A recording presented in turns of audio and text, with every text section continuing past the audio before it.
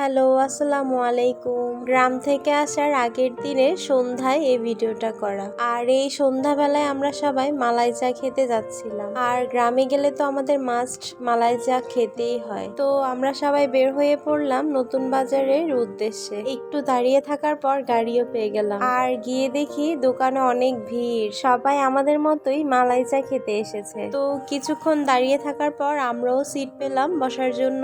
আর এখানে আমাদের জন্যই মালাই চা বানানো হচ্ছিল।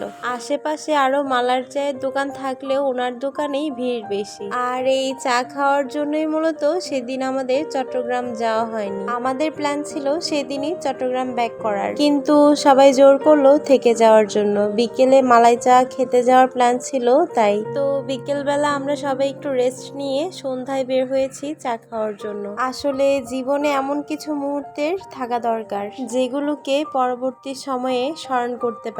জীবন বড্ড ছোট, তাই জীবনটাকে মেমোরেবল করে রাখা যায়। এই তো সেদিন একটু চা খেতে গিয়েছি, আর আজ সেটা কত বড় একটা স্মৃতি হয়ে রয়ে গেল। আর ভিডিওটা দেখে সবাইকে অনেক বেশি মিস করছি। প্রতি বছর ঈদে আমরা সবাই একত্রিত হতে পারি আর সবাই মিলে সুন্দর ঈদের ছুটি কাটাই। তার মাঝে কিছু স্যাড স্টোরিও থাকে, আর এটা থাকাই স্বাভাবিক। আমরা যেহেতু মানুষ, ভুল ত্রুটি তো সবারই হতে পারে। সো যাই হোক, আজকে ভিডিওটা এখানেই শেষ করছি। সবাই ভালো থেকো। আল্লাহ হাফেজ।